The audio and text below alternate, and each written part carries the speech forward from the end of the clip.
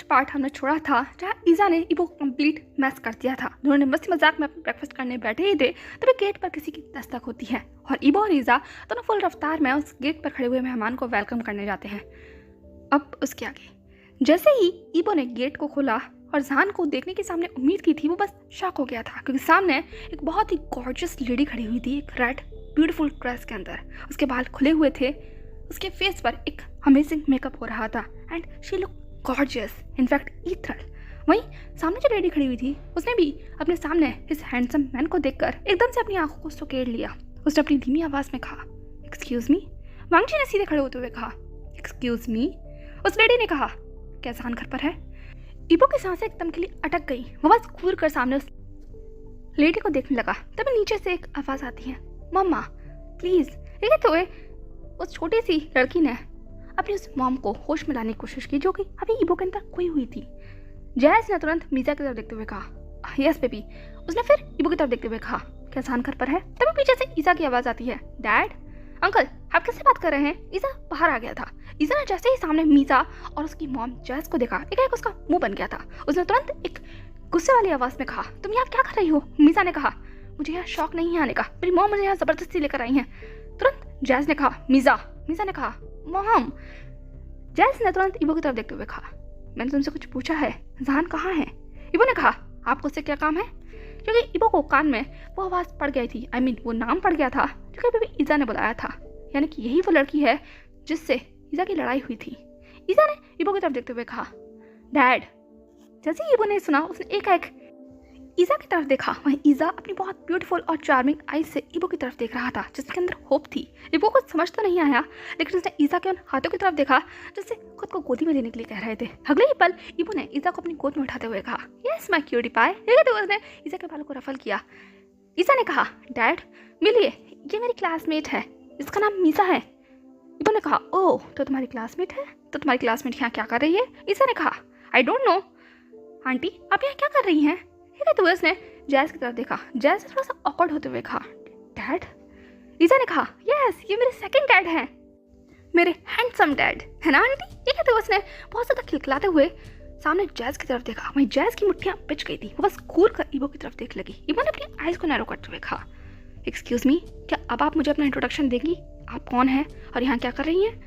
जैस ने तुरंत अपनी अटकती हुई आवाज़ में कहा, मैं यहाँ सीएन से मिलने आई हूँ, क्या वो घर पर है? इबो ने कहा, ओह तो आप गाल से मिलने आई हैं? सॉरी मेरा हस्बैंड अभी घर पर नहीं है। ईजा की मुट्ठियां बन गई। उसने कहा, व्हाट? इबो ने कहा, यस मेरा हस्बैंड अभी घर पर नहीं है, तो मैं अपने बेबी का ख्याल रख रहा हूँ। वैसे भी आज छुट्टी है ना, हस्बैंड शॉपिंग करने के लिए गए हुए हैं, आपको कोई काम था उनसे? तो इबो जानबूझकर बहुत ज़्यादा चेयरफुल तरीके से एक फैमिली मोमेंट क्रिएट कर रहा था। वहीं जैस की आंखें और ज़्यादा गुस्से में भरती जा रही थी। उसने कहा, सीएन ने शादी कब की? इबो ने कहा, एक्सक्यूज मी, आपको बताना जरूरी था क्या? सॉरी हस्बैंड ने शायद आपको कार्ड नहीं दिया होगा, बट हमने चाइना में शादी की थी, यहाँ भी हम सेलिब्रेशन रखेंगे और चिंता मत कीजिए, मैं आपको भी बुलाऊंगा, जहान के बाकी सारे फ्रेंड्स को भी। जैस ने कहा, जहान? इबो ने कहा, आई मीन सीएन गा के बहुत सारे फ्रेंड्स को भी बुलवाऊंगा ताकि यहाँ पे भी सबको पता चल सके। जैस ने कहा, पर इबो ने कहा, अब आप मुझे बताएंगे कि आप यहाँ क्यों आई हैं? क्योंकि आपकी बेटी देखकर यहाँ पर कुछ ज्यादा खुश नहीं लग रही। तो उसने मीजा की तरफ देखा जो बस घूर कर ईजा को देख रही थी। ईजा ने कहा, डैड मीजा शायद मुझसे फिर से लड़ाई करने आई है। इबो ने कहा, लड़ाई? ईजा ने कहा, हाँ डैड, इसने मुझसे लड़ाई की थी कल, देखिए मुझे मारा भी था। तो ईजा ने अपनी चोट दिखाई जो इबो के नजर में अब आई थी। इबो की आंखें बस शार्प हो जाती हैं। उसने मीजा की तरफ घूर कर देखा और अपनी डार्क वॉइस में कहा, तुमने मेरे बेटे को हर्ट क्यों किया? जैसे तुरंत मीजा को पीछे करते हुए कहा, वो बच्चों की लड़ाई थी और वो लड़ाई ज़्यादा ना बढ़े इसलिए मैं सीएन से बात करने आई थी, बट अब सीएन यहाँ नहीं है तो कोई बात नहीं, बट आई एम सॉरी ईजा बेबी, डोंट वरी। आंट ने मीज़ा को डांटा है, ओके? आगे से मीज़ा तुम्हें कभी भी परेशान नहीं करेगी और कभी भी कोई गलत वर्ड नहीं कहेगी। मीज़ा सॉरी है ना मीज़ा? तो उसने मीज़ा के सर पर फोर्स किया। मीज़ा ने तुरंत अपनी मॉम की तरफ एक प्लीडिंग लुक किया, पर जैस की आंखों में सिर्फ गुस्सा था। जैस ने जैसे ही मीज़ा को वो आंखें दिखाई, मीज़ा ने सिर्फ एक हेल्पलेस लुक देखकर ईजा की तरफ देखा और फिर उसे बो करते हुए कहा, आई एम सॉरी, मैं आज के बाद तुम्हारे साथ कभी भी लड़ाई नहीं करूंगी। ईजा ने सिर्फ इबो को और कस कर गले लगा लिया था। वही इबो ये सब कुछ देख रहा था। वो देख रहा था किस तरीके से जैस जानबूझकर मीज़ा को फोर्स कर रही है, पर इबो ने कुछ भी नहीं कहा। उसने सामने की तरफ देखते हुए कहा, ओके अगर जान का आएंगे तो मैं आपका मैसेज उन तक पहुँचा दूंगा। बाकी आगे से ऐसा ना ही हो तो बेहतर है। मैं नहीं चाहता मेरी बेबी को कोई भी हर्ट करे, कोई भी मतलब कोई भी। ठीक है, तो उसने जैस और मीसा दोनों की तरफ देखा। वहीं जैस ने सिर्फ अपनी मुट्ठी बांधते हुए कहा, आई थिंक अब हमें चलना चाहिए। तो पीछे से अब जाकर सुजन बाहर निकल कर आई थी। सुजन ने जैस की तरफ देखते हुए कहा, तुम यहाँ क्या कर रही हो? जैस ने कहा, मैं सीएन से मिलने आई थी। सुजन ने कहा, कितनी और बार मैं तुमसे कहूँ, उसके पास तुम्हें आने की जरूरत नहीं है। क्या तुम्हें समझ नहीं आता? इबो ईजा को अंदर लेकर जाओ। इबो ने कहा, पर सुजन ने कहा, ईजा को अंदर लेकर जाओ। ईजा और इबो दोनों ही सुजन की ऐसी आवाज़ सुनकर बस फ्लिंच कर उठे थे। वहीं नीचे जो योजा सुजन की लेग को हक कर खड़ा था वो भी फ्लिंच कर उठा। पर सुजन की आंखों के अंदर इतना प्रेशर था कि तीनों के तीनों एक ही आवाज़ में अब अंदर चले गए थे। वहीं सुजन ने गेट को बंद किया और जैस की तरफ देखते हुए कहा, तमाशा बंद करो। क्या तुम्हें समझ नहीं आता एक बार में? जैस ने कहा, इसमें इतनी प्रॉब्लम क्या है? और वैसे भी यहाँ तो एक्स्ट्रा मैरिटल अफेयर्स में। पर इससे पहले कि वो आगे कुछ भी कहती, सुजन ने उसकी तरफ देखते हुए कहा, shut the fuck up and अपनी बच्ची के ऊपर ख्याल करो जो नीचे ही खड़ी हुई है। तुम्हें होश भी है? तुम अपनी बच्ची के सामने क्या बोल रही हो? जैस ने शेमलेसली कहा, मेरी बच्ची को सब पता है और वैसे भी अब हमारा डाइवोर्स हो गया है तो हमारा रास्ता क्लियर है। आई होप सीएन को कोई प्रॉब्लम नहीं होगी। उसे कहना मैं आई थी। ठीक है, तो वे जैस मीसा का हाथ पकड़ती है और बस वहाँ से चली जाती है। वहीं सुजन ने उसे घूर कर देख रही थी। उसने गहरी सांस लेते हुए कहा, बिच, ब्लडी बिच। अब लगभग 15 मिनट के बाद सुजन घर के अंदर आ गई थी। उसने ईजा की तरफ देखते हुए कहा, बेबी चलो चलने का टाइम हो गया है। ईजा ने कहा, नो आंट, मैं यहीं रहूँगा अंकल के पास। सुजन ने कहा, ओके ठीक है, मैं ईजा को लेकर जा रही हूँ। तभी इबो ने कहा, क्या आप मुझे बताएंगी कि वो कौन थी? सुजन ने कहा, कोई ज़रूरत नहीं जानने की, वो सिर्फ एक टेंशन है, डोंट वरी, चिंता मत करो, मैंने उसे भगा दिया है, अब दोबारा यहाँ नहीं आएगी। इबो ने कहा, पर सुजन ने कहा, मैंने कहा ना अभी के लिए बस करो, इससे ज़्यादा मैं नहीं संभाल सकती। जान आए तो उसी से बात करना। इबो ने कहा, पर जान का कब आएंगे कब? सुजन ने कहा, वो बस पहले कि वो कुछ भी कह पाती एक बार फिर से डोर पर बजती है और बिना सुजन की तरफ देखे हुए ईजा और इबो फिर से एक बार रफ्तार में गेट की तरफ दौड़ने लगते हैं और इस पर दोनों ने मिलकर दरवाजा खोला और चीखते हुए कहा, जान का। बट अनफॉर्चुनेटली एक बार फिर से गेट पर जान नहीं था। इनफैक्ट एक और ब्यूटीफुल लेडी खड़ी हुई थी जिसे देखकर इबो का तो मुंह बन गया था, पर ईजा की आंखें बड़ी बड़ी हो गई थी। उसने इबो की तरफ देखते हुए कहा, वन मोर गेस्ट। इबो ने कहा, यहाँ क्या कर रही हो जी? ठीक है, तो उसने ईजा को गोद में उठा लिया था। जी ने इबो की तरफ देखा और फिर ईजा की तरफ देखा और फिर बस वो ईजा को देखती ही रह गई। जी ने तुरंत अपने आप को घर के अंदर लिया, दरवाजा बंद किया और इबो को इग्नोर करते हुए ईजा को अपनी गोद में ले लिया। वहीं ईजा तुरंत बस स्टीफन हो गया था। उसने इबो की तरफ देखते हुए कहा, अंकल। इबो ने तुरंत जी की गोद में से ईजा को छुड़ाते हुए कहा, क्या कर रही हो तुम? बच्चा डर जाएगा। जी ने कहा, सो ब्यूटीफुल, कैस का नाम ईजा है। ठीक है, तो वो फर्श पर बैठ गई थी ईजा के लेवल पर आने के लिए। वहीं ईजा सिर्फ इबो की लेग को हक कर खड़ा हुआ था। वो थोड़ा सा शाय हो गया था। जी को इस तरीके से देखकर इबो ने ईजा की तरफ देखते हुए कहा, बेबी डोंट स्कैर्ड, आंटी लगती स्कैरी हैं पर वो है नहीं। जी ने कहा, वेरी फनी। उसने ईजा की तरफ देखते हुए कहा, हेलो स्वीट हार्ट। ईजा ने कहा, हेलो आंट। जी ने कहा, कम ऑन, मुझे जी कह सकते हो। ईजा ने कहा, आंट। जी ने कहा, आंट जी ही कह सकते हो, मैं तुम्हारे डैड की फ्रेंड हूँ। Come here my baby. ठीक है, तो उसने ईजा को बस हक कर लिया था और अपनी आंखों को बंद कर लिया। वहीं ईजा वो कंप्लीट शॉक में था, उसे कुछ समझ नहीं आ रहा था और वो बस उन दोनों को देख रहा था। उसकी आंखों में भी हल्के से आंसू आ गए। वो जान सकता था कि जी को इस वक्त कैसा लग रहा है। जी एकदम से पागल सी हो गई थी जब जान अचानक से कहीं गायब हो गया था। वो कितने ही दिन तक एक बहुत गहरे डिप्रेशन में रही थी और इबो ने जी की हालत को देखा था जान के गायब हो जाने के बाद। कितनी बार इबो ने पूछने की कोशिश की पर जी ने कुछ भी नहीं बोला, सिर्फ ये बोला कि जान ठीक नहीं होगा, वो उस तरीके से गायब नहीं होना चाहिए था। मैं कहाँ ढूंढूं उसे। ये कहते हुए बस जी हर तरफ परेशान होते हुए घूमती रही थी। लेकिन 5 महीने के बाद जब हाउचुआन की और जी की मुलाकात हुई थी तब जाकर जी अपनी नॉर्मल स्टेट में वापस आ पाई थी। और अब इस तरीके से जी को ईजा के साथ देखना इबो को बस पुरानी मेमोरी याद दिला गया था। वहीं ईजा अपने छोटे छोटे हाथों से जी के बालों पर हाथ रखता है और उसको हक कर लेता है। उसे धीमे से कहा, डैड की फ्रेंड।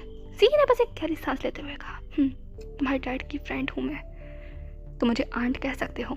ईजा ने कहा, आंट। ये तो अब जाकर जी अलग हुई थी और उसने ईजा के फेस को कप करते हुए कहा, ब्यूटीफुल, जस्ट लाइक एंजल। ठीक है, तो वैसे ही बस हंस रही थी, उसकी आंखों में आंसू थे। ईजा ने अपने छोटे छोटे हाथों से उन आंसू को पोंछते हुए कहा, आंट आप हर्ट हैं क्या? आप रो क्यों रही हैं?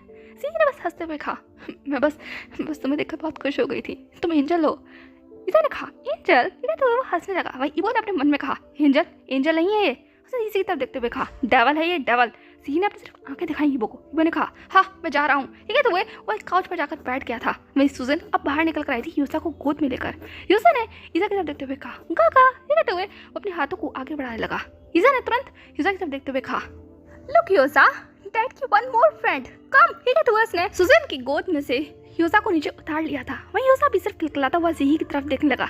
यूसा ने कहा ब्यूटीफुल आंटी, है ना, ठीक है तो उसने यूसा की तरफ देखा। यूसा ने कहा ब्यूटीफुल आंटी, ठीक है तो वो दोनों खूबसूरत से बच्चे बस ज़ीही की तरफ देखने लगे। वहीं ज़ीही भी बस मुस्कुराकर उन दोनों की तरफ देख रही थी। सुजन ने ज़ीही की तरफ आते हुए कहा excuse me.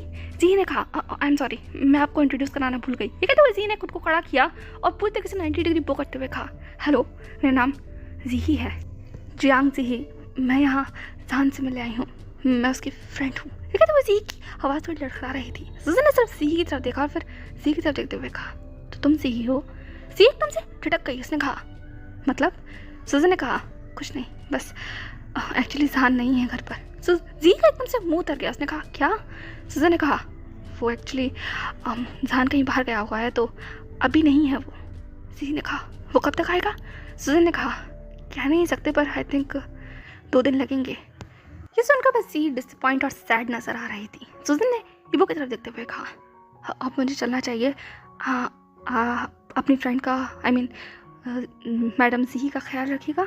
यूज़ा come on baby, हम घर चलते हैं, ठीक है तो उसने यूज़ा को गोद में उठा लिया था। पर यूज़ा ने ईज़ा की तरफ देखते हुए कहा no no no, I don't want to go that, I know, I just want play with kaka, kaka please please काका। ईबो ने ईज़ा की तरफ देखा। ईज़ा ने बस पाउटी लुक के साथ सुजन की तरफ देखा और फिर अपनी बहुत प्लीडिंग वॉइस में कहा आंट प्लीज़ यूज़ा को यहीं छोड़ जाइए ना। सुजन ने कहा बट। ईज़ा ने कहा प्लीज़ यहीं छोड़ जाइए, वैसे भी आंट मेरी को यूज़ा परेशान करेगा तो मैं और यूज़ा यहीं खेलेंगे आंट के साथ, ठीक है तो उसने ज़ी की तरफ देखा। ज़ी को समझ नहीं आ रहा था उसे क्या कहना चाहिए, इसलिए वो बस अटकते हुए ईज़ा की तरफ देखने लगी। तभी ईज़ा ने ईबो की तरफ देखते हुए कहा और यहाँ ऑक्टोपस अंकल भी तो है, ये हमारा ख्याल रख लेंगे, है ना ऑक्टोपस अंकल। ईबो ने मुंह बनाते हुए कहा अब मैं तुम्हारे लिए ऑक्टोपस हो गया। ईज़ा ने कहा प्लीज़ अंकल। ईबो ने कहा हाँ ठीक है डेविल, ठीक है तो उसने सुजन की तरफ देखते हुए कहा चिंता मत करो, मैं दोनों का ख्याल रख लूँगा। सुजन ने कहा आर यू श्योर? अभी तुम भूल गए हो कुछ देर पहले तुम्हारे साथ क्या हुआ था। ईबो ने सिर्फ एक अजीब सा लुक देते हुए कहा हाँ मैं जानता हूँ, ये लोग क्या कर सकते हैं, ज़्यादा तो मुझे परेशान ही करेंगे ना, डोंट वरी, ज़्यादा परेशान करा तो मैं दोनों को बांध दूंगा, उसके बाद ये दोनों कुछ नहीं कर पाएंगे, ठीक है तो वही ईबो ने बस घूर कर ईसा और यूसा की तरफ देखा। वही ईसा और यूसा ने ईबो को घूरा। ईबो ने कहा सुजन तुम जा सकती हो, डोंट वरी, मैं इसका ख्याल रखूँगा एंड जी मुझे उससे भी बात करनी है। तो सुजन ने कहा ओके ठीक है, अगर कोई भी प्रॉब्लम हो तो मैंने अपना नंबर वहीं टेबल पर छोड़ दिया है, मुझे कॉल कर लेना। ईबो ने कहा इसके बाद सुजन बस आखिरी बार लुक देकर बस बाहर आ गई थी। उसे अपने वर्क पर जाना था और अब उसे जाना ही होगा। खैर वो तो चली गई थी। दूसरी तरफ घर के अंदर अब ईजा, योजा, ज़ी और ईबो थे। ज़ी ने ईबो की तरफ देखते हुए कहा क्या वो अंदर चले?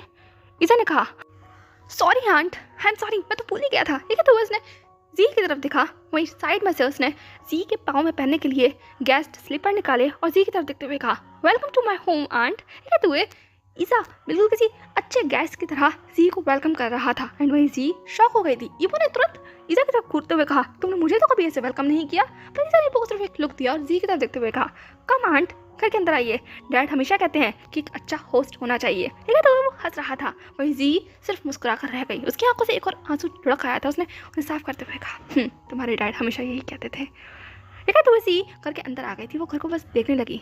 घर छोटा था, कोजी था बट ब्यूटीफुल था। हाँ इस घर में ऐसी वाइब नहीं आ रही जैसे जहाँ जान रहता हो, क्योंकि जान पहले हमेशा जिस भी घर में रहा है वो बहुत नीट एंड क्लीन और उसका वॉल का कलर हमेशा बहुत लाइट रहता था। पर आज ये घर थोड़ा सा अलग है। यहाँ बच्चों के बहुत सारे खिलौने फैले हुए हैं, मेस है। जी बस एक लंबी सांस लेकर वहीं काउच पर बैठ जाती है। ईजा ने कहा आंट आप सच में मेरे डैड की फ्रेंड है, ठीक है तो वो जी की तरफ देखने लगा। जी ने कहा मैं तुम्हारे डैड की बेस्ट फ्रेंड हूँ। ईबो ने मुंह बनाते हुए कहा हाँ और मैं तुम्हारे डैड का बेटर हाफ, मुझे भी थोड़ी सी इंपॉर्टेंस दे दिया करो यू लिटिल डेविल, ठीक है तो बस वो ईजा को घूर रहा था। और ईजा और योजा ईबो को इग्नोर करते हुए जी के साथ खेलने लगे। जी ईजा के अंदर बस खो गई थी और योजा के अंदर भी। उसने योजा की तरफ देखते हुए कहा तुम कौन हो लिटिल क्यूटी पाए? योजा ने कहा मैं आई एम योजा, ठीक है तो योजा बस गिगल करने लगा। वहीं ईजा को देखकर हंसने लगा। जी ने कहा ओ योजा एंड दिस? ठीक है तो उसने ईसा की तरफ देखा। ईसा ने कहा मेरा नाम ईसा है। ठीक है तो वो हंसने लगा। जी ने कहा तो बहुत ब्यूटीफुल हो, बहुत ज़्यादा। ठीक है तो वो उनके चिक पर बस किस करने लगी और उसने अपने बैग में से बहुत सारे गिफ्ट्स निकाल कर उन दोनों को देते हुए कहा ये तुम दोनों के लिए। ठीक है तो वे उन दोनों बच्चों की तरफ देखने लगे। वे दोनों बहुत खुश हो गए थे। वो बस जी के हाथों में से गिफ्ट लेकर खोल कर उसे देखने लगे। उसके अंदर 2 छोटे छोटे टॉय थे, दोनों सेम टॉय, एक पिंक कलर का, एक ब्लू कलर का। ईसा ने कहा वाह ये तो मेरा फेवरेट है। Thanks aunt. ईवो ने कहा उसे थैंक्स करने की ज़रूरत नहीं है, मैंने उसे सजेस्ट किया था कि तुम्हें ये स्टफ टॉयज पसंद है, मुझे थैंक यू बोलो। ईसा ने पर ईवो की तरफ देखते हुए कहा लाई तो आंट है ना, तो थैंक यू आंट। ये कहते हुए वो बस जी की तरफ देखकर हंसने लगा। वहीं जी ईसा को देखकर सिर्फ मुस्कुरा रही थी। इसके बाद वो लोग काफ़ी देर तक ऐसे ही बैठकर वहाँ खेलते हैं। जी ईसा से जान के बारे में बहुत कुछ पूछ रही थी बट ईसा भी सिर्फ बहुत लिमिटेड चीज़ें ही जी को बता रहा था। बहुत ज़्यादा खुलकर वो बात नहीं कर रहा था। हाँ वो खेल रहा था जी के साथ, जी से जान की बहुत सारी स्टोरीज भी सुन रहा था। पर ईसा इज़ अ स्मार्ट बॉय, उसे पता है उसे क्या शेयर करना है और क्या नहीं। और ये चीज़ कहीं ना कहीं ईबो और जी भी समझ रहे थे, इसलिए उन्होंने भी ईसा को ज़्यादा पुश नहीं किया। वो लोग अच्छा टाइम स्पेंड करते हैं। फाइनली जी और ईबो एक साइड में खड़े हुए थे। जी बस वहीं पर उसी वॉल को देख रही थी जिसमें ईसा के बहुत सारे फोटोग्राफ्स थे। जी ने कहा जान अभी भी नहीं बदला है। ईबो ने कहा हाँ बिल्कुल नहीं बदले, बस तस्वीरों ने जगह ले ली है क्योंकि अब सानगा की ज़िंदगी में कुछ लोग हैं पर वो अभी भी खुद को तस्वीरों में शामिल नहीं करते। बदल कर भी जान बिल्कुल नहीं बदले। सी ने ईबो की तरफ देखते हुए कहा जान कहाँ है? ईबो ने कहा शायद मुझे पता होता, पर सच मानो मुझे भी नहीं पता है और मुझे डर लग रहा है। सी ने कहा तुमसे ज़्यादा मुझे लग रहा है। कब से गायब है वो? ईबो ने कहा ऑलमोस्ट 2 दिन हो गए हैं। सी ने कहा क्या सुजन यही नाम है ना उसका, उसे कुछ पता चला? ईबो ने कहा शायद कुछ पता लग पाता, पर मैं जानता हूँ उसे पता है, पर उसने मुझे कुछ नहीं बताया। सी ने कहा आई होप वो ठीक हो, यही कह सकती हूँ मैं बस। कहते हुए सी बस उन फोटो को गौर से देखने लगी। अब लगभग 2 दिन के बाद हॉस्पिटल रूम में जान को फाइनली हल्का हल्का होश आना शुरू हो गया था। उसकी पूरी बॉडी हद से ज़्यादा वीक थी, उसकी बॉडी के अंदर कोई जान नहीं थी। रात के लगभग 2 बज रहे थे। जैसे इंसान की आंख हल्की हल्की सी खुलती है और उसका विज़न क्लियर होना शुरू होता है, वो अपने चारों तरफ के एनवायरनमेंट को पहचानने की कोशिश करता है क्योंकि सामने सिर्फ सफ़ेद सीलिंग थी, दीवार के ऊपर कुछ पेंटिंग्स लगी हुई थी। इंसान के माइंड में तुरंत एक चीज़ स्ट्राइक होती है कि ये एक अननोन जगह है। वो बस उठकर बैठ जाता है और वो इतनी तेज़ उठता है कि तुरंत उसका सर चकराने लगता है। उसने सर को पकड़ते हुए कहा शिट। ये कहते हुए वो बस गहरी सांस लेने ही वाला था, वो पीछे से आवाज़ आती है आई थिंक तुम्हें धीमे काम करना चाहिए। डॉक्टर मार्था थी जो जान के पास आ गई थी। इंसान ने कहा डॉक्टर मार्था? मार्था ने कहा स्वीट होम बेबी, काफ़ी टाइम लग गया तुम्हें उठने में। जान ने कहा कितने दिन से बेहोश हूँ मैं? मार्था ने कहा ऑलमोस्ट 3 दिन से। जान ने कहा क्या? मार्था ने कहा 3 दिन से तुम बेहोश हो। जान तुरंत बेड से उठकर नीचे जाने लगता है। मार्था ने कहा हे कहाँ जा रहे हो तुम? जान ने कहा मुझे घर जाना होगा, ईसा वो अकेला है, मुझे घर जाना होगा। ठीक है तो जान बस बेड से उठने लगा। मार्था ने कहा पागल हो गए हो क्या? अभी भी तुम होश में आए हो और तुम अभी वीक हो। जान ने कहा मुझे घर जाना है। मार्था ने कहा इतनी भी क्या जल्दी है? जान ने कहा जल्दी है, वो चिंता कर रहा होगा, वो डर गया होगा, उसे लगा होगा कि पर मैं फिर से भाग गया। मार्था ने कहा क्या? जान ने कहा हाँ उसे ऐसे ही लग रहा होगा, ईबो वो अकेला है घर पर, वो डर गया होगा। मार्था ने कहा तो तुम ईबो के लिए चले जाना चाहते हो? जान ने कहा दोनों के लिए, ईसा और ईबो दोनों के लिए। ये कहते जान गहरी सांसें लेने लगा। मार्था ने कहा ठीक है चले जाना, वैसे मैंने सुजन को कॉल कर दिया था। जान ने कहा कि तुमने सब कुछ बता दिया?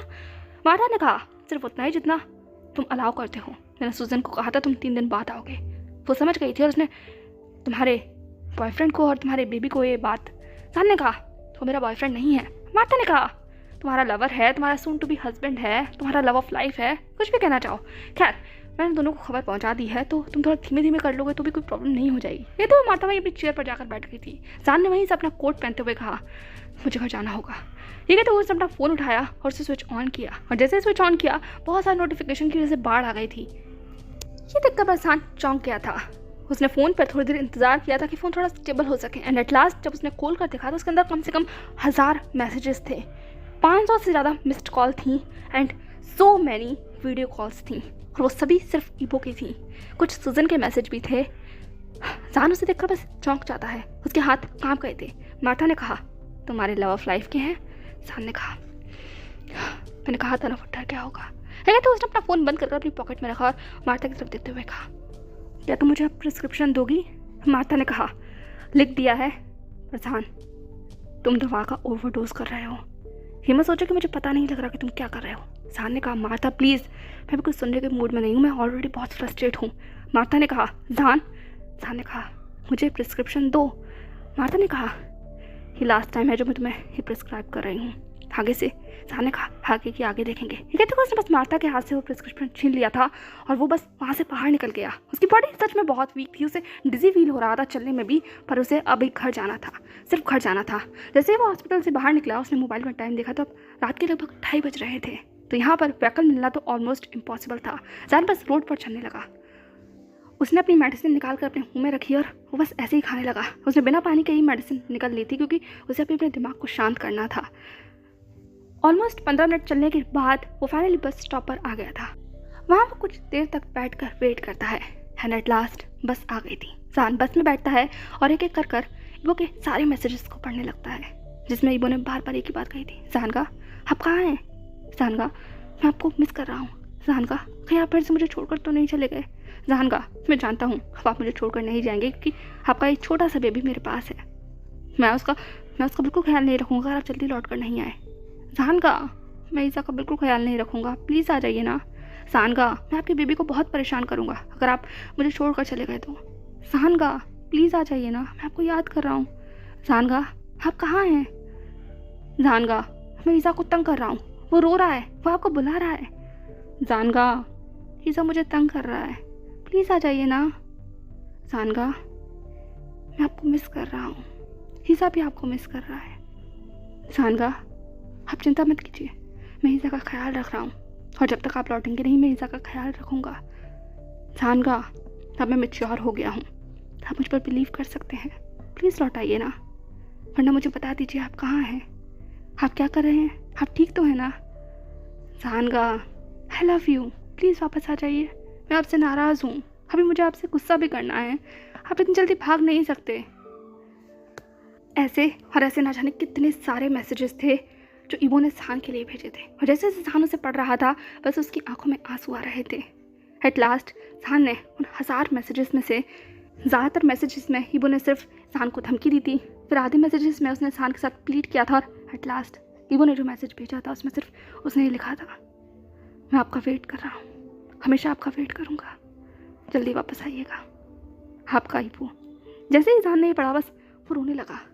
उसने बस अपना हाथ उसे स्क्रीन पर फैलाता हुए कहा, I also miss you my love. ठीक है तो वो बस सुजन के मैसेज को खोलकर पढ़ने लगा और जैसे ही सुजन के उस वीडियो को देखा था जान ने जो सुजन ने उसे भेजा था, उसके चेहरे पर एक मुस्कुराहट आ जाती है। उसने अपने फ़ोन को बंद किया और अपने मन में कहा, लगता है मैंने बहुत कुछ मिस कर दिया, बहुत कुछ। जान बस अपना सर वहीं बस के सीट से टिकाकर अपनी आंखों को बंद कर लेता है। उसकी आंखों से आंसू बह रहे थे, वो बहुत रेस्टलेस हो रहा था, थका हुआ भी था और उसे बस घर जाना था। एंड एट लास्ट आधे घंटे के बाद वो बस स्टॉप पर रुक जाती है। जान नीचे उतरता है और अब उसकी बॉडी धीरे धीरे वीक हो रही थी, दवा अपना असर कर रही थी और उसे डिजी फील हो रहा था। वो बस उस पाथ पर चल रहा था, एक टक ऐसे ही 30-10 कदमों को बढ़ाकर, पर अनफॉर्चुनेटली कदम साथ नहीं दे रहे थे। लगभग 15 मिनट के बाद जैसे ही जान अपने घर के पास पहुंचता है वो बेल बजाता है। वहीं दूसरी तरफ इबो ईसा को लेकर बस सो रहा था, तभी उसे रात को इतनी तेज डोरबेल बजने की आवाज़ आती है। एक पल के लिए तो इबो सोया हुआ था बहुत गहरी नींद में, पर जब वो डोरबेल लगातार बजने लगी अब जाकर इबो की आंखें खुली थी। उसने तुरंत घड़ी में टाइम देखा तो लगभग 3:30 का टाइम हो रहा था। इबो ने कहा, इतनी रात को कौन आया है? ठीक है तो उसने ईसा की तरफ देखा जो अभी भी इबो को बस कस कर पकड़ कर सो रहा था। उसने ईसा को वहीं बेड पर अच्छे से टक किया, उसको अच्छे से ब्लैंकेट उड़ाया और वो बस रूम के बाहर आ गया और सीढ़ियों से दौड़ता हुआ नीचे उतर आया था। उसने जैसे ही गेट को खोला सामने एक रेस्टलेस, पेल और थका हरा जान खड़ा हुआ था। वो कंप्लीट एग्जॉस्ट था। इबो ने बस डरती हुई आवाज़ में कहा, जान का? वही जान ने अपने उस पेल फेस और रेस्टलेस आइज की तरफ इबो की तरफ देखते हुए कहा, आई एम बैक। ठीक है तो वो सिर्फ टूटी हुई सी मुस्कुराहट दे रहा था और जैसे उसने अपना कदम अंदर रखा उसकी बॉडी लड़खड़ा गई। इबो ने जान को कंधे से संभालते हुए कहा, जान का आप ठीक तो है ना? जान ने अपनी थकी हुई आवाज़ में कहा, शायद अब ठीक हो जाऊँगा, I am back sweet heart and I also miss you, I miss you so much. ये कहते हुए उसने इबो के बस चीख पर किस किया और उसकी बाहों में ही वो बस बेहोश हो गया था। वहीं इबो वो कांप गया जान को इस तरीके से अपने हाथों में अनकॉन्शियस देकर और जैसे उसने जान के माथे को चेक किया जान को हल्का हल्का सा फीवर भी था।